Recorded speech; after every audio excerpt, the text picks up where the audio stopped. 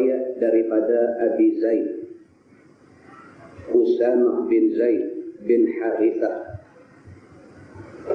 hamba kepada Nabi sallallahu alaihi wasallam, wa hibbihi wa bani hibbi radhiyallahu anhuma qala arsalat bintun Nabi sallallahu alaihi wasallam anna bani qad ihtudira fashhadna فأرسل يقرئ السلام ويقول إنا لله ما أخذ وله ما أعطى وكل شيء عنده بأجل مسمى فلتصبر ولتحتسب. فأرسلت إليه تقسم عليه لا يأتينها. فقام النبي صلى الله عليه وسلم ومعه سعد بن عبادة ومعاذ بن جبل وأبي بن كعب وزيد بن ثابت ورجال رضي الله عنهم. فرفع إلى رسول الله صلى الله عليه وسلم الصبي فأقعده في حجره ونفسه تقطع ففاضت عيناه فقال سعد يا رسول الله ما هذا؟ فقال النبي صلى الله عليه وسلم هذه رحمة جعلها الله تعالى في قلوب عباده وفي رواية في قلوب من شاء من عباده وإنما يرحم الله من عباده الرحماء أو كما قال متفق عليه. Hadis ini diriwayatkan daripada cucu angkat Nabi, nama dia Usamah bin Zaid, bapa dia Zaid bin Harithah, anak angkat Nabi. Disebut dalam hadis ni dengan kata dia wahibbihi wa bani hibbi. Usamah ni ialah wahibbihi, dia kesayangan Nabi. Nabi sayang dekat Usamah ni. Dan Usamah ni juga wa bani hibbi, dia anak kepada anak angkat kesayangan Nabi. Makna dia cucu angkat Nabi. Begitu. Hadis ni diriwayatkan daripada Usamah bin Zaid. Usamah anak kepada Zaid bin Harithah, anak angkat Nabi. Kata Usamah, arsalat bintun Nabi sallallahu alaihi wasallam anna bani qad ihtudira fashhadna. Satu hari ketika Nabi sallallahu alaihi wasallam sedang mengajar di masjid, anak Nabi telah hantar satu utusan untuk jumpa Nabi di masjid. Utusan itu mai ke Nabi di masjid nak bagi tahu kepada Nabi bahawa cucu Nabi sedang sakit kuat, sedang nazak nak mati. Begitu. Nabi duduk di masjid, duduk mengajar orang.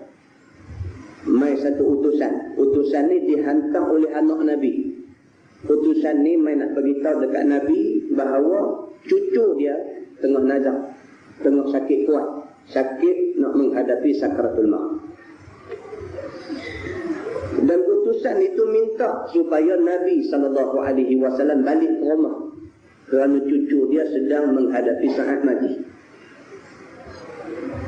Fa'arsala yuqri'us salam. Nabi SAW bila dengar utusan itu mai cerita ke dia, Nabi suruh utusan itu balik, sampaikan salam kepada anak dia. Wa yaqulu, dan Nabi kata, kamu tolong habaq dekat anak aku, inna lillahi ma akhadha wa lahu ma a'ta. Apa hak ada ke kita, apa hak Tuhan nak ambil, semua hak Tuhan belaka. Dia hadap dulu tu ke dia. Kamu balik di jumpa anak aku, kamu bagi tahu kata aku kirim salam ke dia dan bagi tahu dekat dia apa pun hak Tuhan semua. Kalau hak ada ke kita lah hak Tuhan, kalau Tuhan nak ambil balik pun hak Tuhan. Dia hadap ke dia dulu tu. Wa kullu syai'in 'indahu bi ajalin musamma. Dia bagi tahu dekat anak aku semua benda hak ada atas dunia ni dia ada tempoh dia. Manusia ke, menatang ke, hatta dunia ni seluruhnya dia ada ajal dia, dia ada masa dia. Sampai masa manusia mati, sampai masa dunia kiamat. Dia bagi tahu kat dia macam tu. Apa yang penting Nabi kata ialah fal tasbir wal tahtasib. Bagi tahu ke anak aku dia kena sabar. Bagi tahu dekat anak aku suruh dia harap keredaan Allah Subhanahu wa taala. Hak ni yang kita cari atas dunia. Dia bagi tahu yang tu kat dia. Bila utusan ni balik, bagi tahu kepada anak Nabi sallallahu alaihi wasallam tentang apa yang Nabi suruh bagi tahu tadi. Kata hadis ni fa arsalat ilai tuqsimu alaihi la ya'tiyannaha. Anak dia hantar utusan mai lagi sekali jumpa Nabi sallallahu alaihi wasallam. Kali ni dia merayu sungguh-sungguh kepada Nabi, minta boleh-boleh Nabi balik juga untuk tengok cucu yang sakit kuat. Itu cerita begitu. Suruh juga balik, tengok juga cucu yang sedang sakit kuat ni. Faqama Nabi sallallahu alaihi wasallam. Bila dua kali utusan meminta, Nabi bangkit.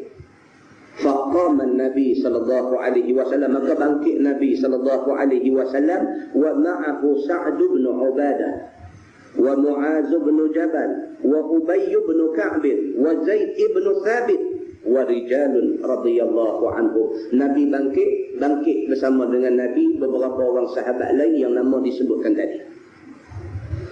Bila dah dua kali turut suruh balik, Nabi pun bangkit nak balik. Bila bangkit aja Nabi, Sa'ad bin Ubadah bangkit sama, Mu'az bin Jabal bangkit sama, Ubay bin Ka'ab bangkit sama, Zaid bin Sabit bangkit sama, dan beberapa orang sahabat lain semua pakat bangkit ikut Nabi sallallahu alaihi wasallam nak balik sama-sama.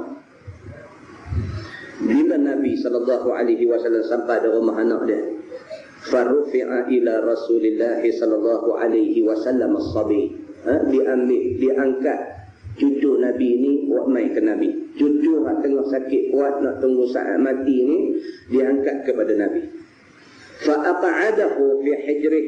Nabi pun ambil buah reba dia. Nabi balik ke rumah tengok cucu tengah duk menyawa ikan nak mati. Nabi ambil cucu ni, Nabi bubuh atas reba dia. Wa nafsuhu taqaqqa. Dia kata nafas budak ni nampak tercungak-cungak, nafas penat, nafas orang nak mati. Begitu. Fafadat aina. Nabi bila tengok keadaan cucu macam tu meleleh air mata Nabi. Fafadat aina, meleleh. Dua-dua biji mata Nabi meleleh turun air mata. Faqala Sa'ad. Bila Nabi menangis, Sa'ad bin Ubadah, sahabat Nabi, dia tengok Nabi menangis. Dia kata kepada Nabi, dia kata, ya Rasulullah, ma hadha? Dia kata, ya Rasulullah, ni apa ni? Ni air mata ni apa? Faqala Nabi sallallahu alaihi wasallam. Nabi jawab. Nabi kata, hadhihi rahmah. Nabi kata, air mata ni ialah rahmat ataupun belas kasihan. Tak semua orang boleh jatuh air mata. Semua orang boleh gelap. Semua orang boleh seronok. Semua orang boleh sorak. Semua orang boleh kata padan muka dekat siapa-siapa. Tapi tak semua orang boleh jatuh air mata. Orang yang boleh jatuh air mata bila dia tersampah dengan benda-benda yang macam ni, ini orang ada rahmat dalam diri dia. Nabi SAW kata, hadhihi rahmah. Nabi tak kata hadhihi dumah, Nabi tak kata ni air mata, tapi Nabi kata hadhihi rahmah. Benda ni adalah rahmat. Tuhan bagi kepada orang tertentu sahaja boleh jatuh air mata bila dia melihat benda-benda yang sedih macam ni. Ja'ala Allah Ta'ala fi qulubi ibadihi. Nabi kata rahmat Tuhan jadikan ke dalam hati sebahagian daripada hamba-hamba dia. Tidak semua. Dalam riwayat lain dia kata fi qulubi man syaa min ibadi, di dalam hati sesiapa yang dikehendaki daripada hamba-hamba dia. Nabi kata wa innama yarhamullahu min ibadihi ar-ruhama, dan sesungguhnya Allah Subhanahu wa taala kasih kepada hamba-hamba dia yang ada sifat belas kasih. Hadis itu hadis sahih muttafaqun alaih. Muslimin dan muslimat yang dirahmati Allah sekalian, ujian, cobaan dan sebagainya akan menimpa sesiapa sahaja. Dan ini kita kena ingat. Hari ini ada orang kena. Kita jangan rasa orang tu saja kena, kita tak kena. Kita tak tahu hari apa kita nanti kena. Manusia selagi tak kena uji, dia tak boleh bukakan jin baju, pukul dada. Kata dia orang yang tahan, kerana dia belum kena uji. Mana-mana manusia yang kena uji dan dia boleh tahan dengan ujian, mudah-mudahan rahmat Allah Subhanahu wa taala melimpah kepada dia. Di dalam sebuah hadis riwayat daripada Abi Yahya Suhaib bin Sinan radhiyallahu anhu, kata dia, qala Rasulullah sallallahu alaihi wasallam, ajaban li amril mu'min, inna amrahu kullahu lahu khair, wa laysa dhalika li ahadin illa lil mu'min, in asabathu sarra syakar fakana khairan lah, wa in asabathu dharra sabar fakana khairan lah, atau kama qala, hadis riwayat Imam Muslim. Nabi sallallahu alaihi wasallam bersabda, Nabi kata ajaban li amril mu'min, maksud dia amat mengherankan keadaan orang yang beriman. Nabi kata ajaban, sungguh ajaib. Dia kata cukup pelik. Dia kata orang yang beriman cukup pelik. Inna amrahu kullahu lahu khair. Nabi kata apa keadaan pun baik bagi orang yang beriman. Ini yang kata orang beriman pelik. Orang ni kalau dia beriman, dia dianugerahkan kesenangan pun nampak dia okey, dia ditimpa musibah pun nampak okey. Ini kebaikan yang ada pada orang yang beriman. Nabi kata hal keadaan macam mana pun dia okey. Dia tak seronok lompat sampai beretup siling kalau sekiranya dia mendapat nikmat, dan dia tak sedih sampai merosak diri sendiri kalau dia ditimpa musibah. Orang yang beriman, Nabi kata inna amrahu kullahu lahu khair. Orang yang beriman itu apa keadaan pun baik bagi dia. Nabi kata walaysa dzalika li ahadin illa lil mu'min. Nabi kata keadaan yang macam tu tak ada pada orang lain melainkan pada orang yang beriman. Orang kalau tak beriman, bila Allah test dengan kesenangan, rosak. Dengan kesenangan tu rosak dia, lupa tikap semayang.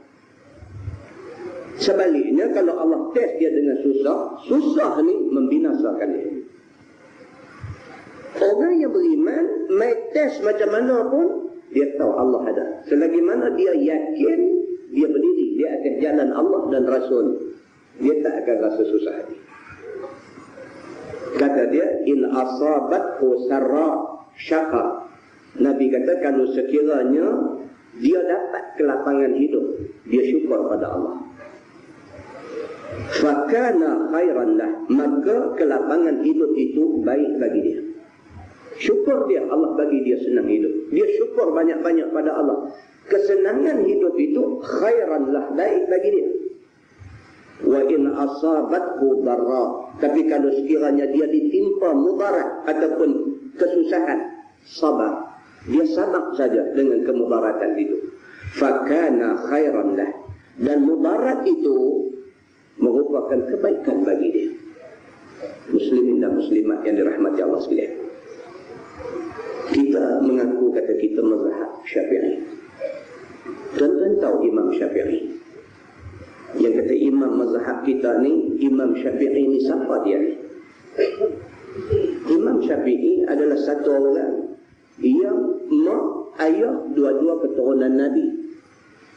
Ini yang kata Imam Asy-Syafi'i.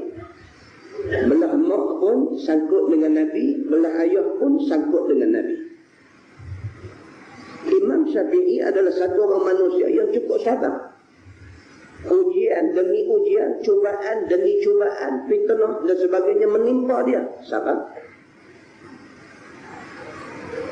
Dia dilahirkan, Allah pilih hari kelahiran Imam Syafi'i berbetulan dengan hari kewafatan Imam Abu Hanifah, Imam Hanafi.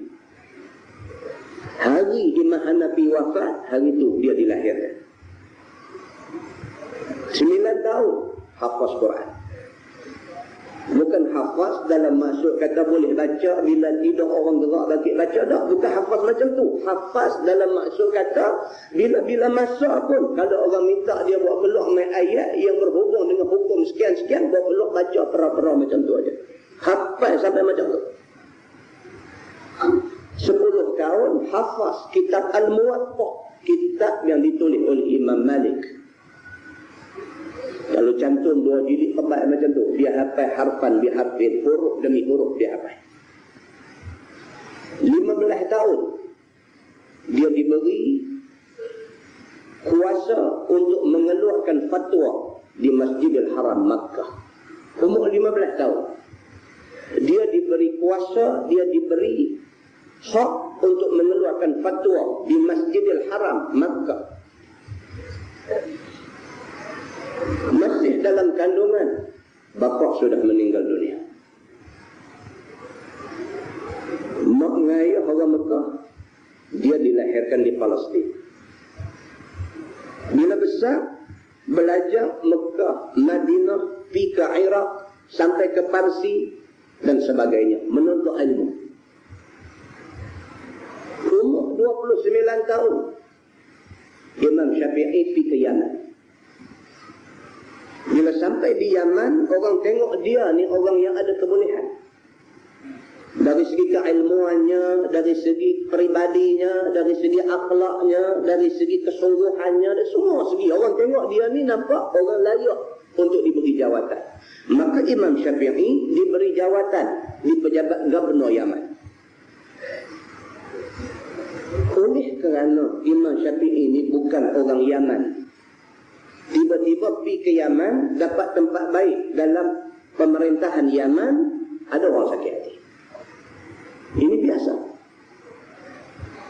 Oleh kerana Imam Syafi'i ini orang luar. Dia kata dia orang luar, dia nak main tunjuk hero dekat tempat kita. Dia main, tiba-tiba dapat tempat, dapat kedudukan pula dalam pejabat Gubernur Yaman dan sebagainya. Ada orang-orang yang lemah, yang merasa dia ni menjadi saingan mereka, maka mereka merencanakan satu fitnah untuk nak merosakkan Imam Syafi'i. Mudah saja, Imam Syafi'i dituduh pro Syiah. Senang saja, kita nak perosak orang senang saja, tentang bukan susah, bukan gaduh ada gambar duduk dia pentai. Senang saja. Maka dibuat satu berita sebar dalam masyarakat, dia ni penyokong Syiah, dia ni pro Syiah. Kebetulan kerajaan pada masa itu dikuasai oleh Bani Abbasiyah dan mereka memang tak suka dengan Syiah. Maka akhirnya Imam Syafi'i dibawa ke depan Gubernur. Gubernur tanya dia kata, "Dah, saya tak sokong Syiah, saya tidak pro Syiah." Tapi oleh kerana kuat sangat tohmahan kepada dia, kata dekat dia, sebar cerita merosakkan dia, tuduh kata dia Syiah dan sebagainya, akhirnya Imam Syafi'i dijatuhkan hukum penjara oleh pemerintah Baghdad pada masa itu. Dia dipenjarakan di Yaman. Imam Syafi'i yang dipenjarakan di Yaman itu dalam bulan Ramadan, dalam bulan puasa, dibawa dia daripada Yaman, bawa pergi ke Baghdad untuk dibicarakan di depan Khalifah Harun Ar-Rasyid, Khalifah kelima bagi kerajaan Bani Abbasiyah. Daripada Yaman, bulan Ramadan, dalam bulan puasa, dalam keadaan Imam Syafi'i berpuasa, dia dibawa daripada Yaman ke Baghdad dalam keadaan disuruh berjalan kaki berantai besi. Dia berjalan daripada Yaman ke Baghdad 2 bulan perjalanan baru sampai di Baghdad. Bila sampai di Baghdad, bekas kaki dia tu berdarah ni sampai berlekuk kaki dia. semata-mata kerana satu tohmahan yang tidak benar.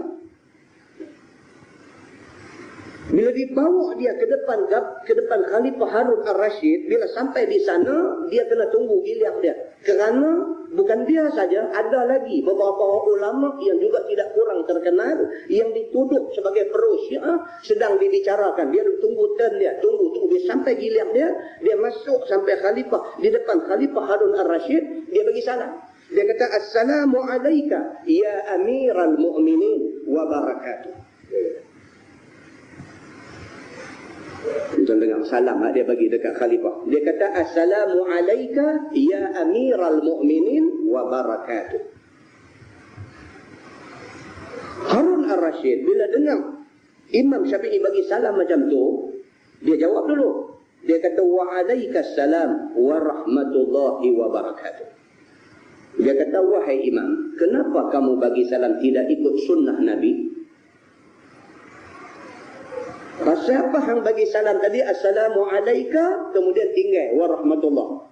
Terus sebut wa barakatuh. Assalamu alayka ya amiral mu'minin wa barakatuh. Pasal apa wa rahmatullah itu didrah daripada sebut? Kenapa kamu bagi salam tidak ikut sunnah Nabi? Apa jawab Imam Syafi'i? Ini orang bijak, orang cerdik. Dia tidak cari masalah. Dalam keadaan dia tidak gadai prinsip dia, tapi dia tak cari masalah dengan khalifah. Dia kata apa? Dekat Harun Ar-Rashid, dia kata aku tidak sebut wa rahmatullah kerana aku yakin dalam hati kamu sudah ada rahmat Allah. Jawapan dia tak betul, tapi dia jawab lagu tu. Dia jawab dekat Khalifah Harun Ar-Rashid, aku tidak sebut assalamu alayka ya amiral mu'minin wa rahmatullahi wa barakatuh. Aku tidak sebut wa rahmatullah kerana aku yakin di dalam hati kamu sudah ada rahmat Allah. Bukti dia, tadi kamu jawab salam aku, kamu sebut wa rahmatullahi wa barakatuh. Khalifah sudah syok. Khalifah kata, pandai je aku. Kata aku ada rahmat dalam hati. Okey, tak apa. Baik, kamu tahu apa tujuan kamu dipanggil ke sini? Imam Syafi'i kata, aku rasa aku tahu, tapi aku tidak pasti. Khalifah kata, kamu dipanggil ke sini kerana maklumat sampai dekat aku. Kamu ni penyokong Syiah. Imam Syafi'i terus di depan khalifah dia baca ayat Quran. A'udzubillahi minasyaitonir rajim. Ya ayyuhalladzina amanu in ja'akum fasiqun binaba'in fatabayyanu an tusibu qauman bijahalah fatusbihu ala ma fa'altum nadimin. Shadaqallahul azim. Lepas Arab faham tu ya. Wahai orang-orang yang beriman, kalau mai dekat kamu satu orang bawa berita, fatabayanu, cek bagi habis. Tanya habis-habis dulu, ambil tahu sebenar ujung pangkai cerita macam mana, apa sebenarnya.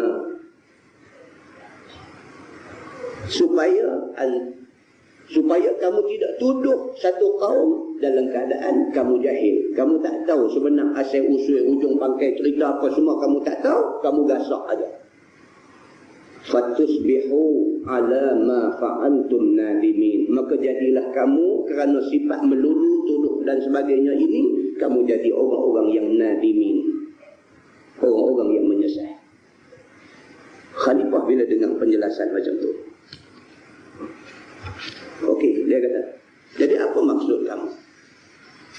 Imam Syafi'i kata, ya amiral mu'minin, mak aku, ayah aku, keturunan Nabi SAW.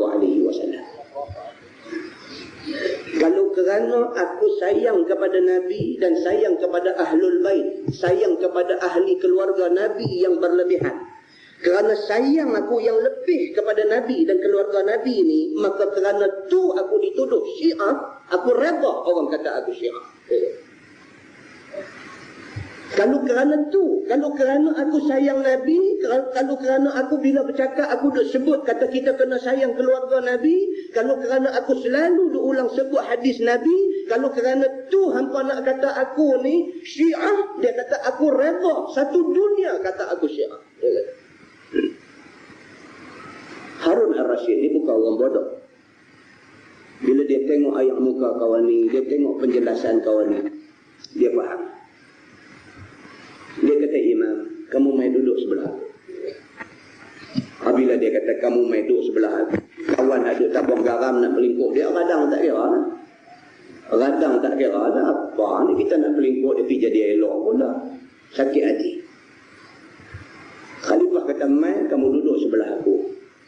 Khalifah tanya dia beberapa soalan-soalan sebagai nak menguji kebolehan dia, dan dia jawab kerana Allah.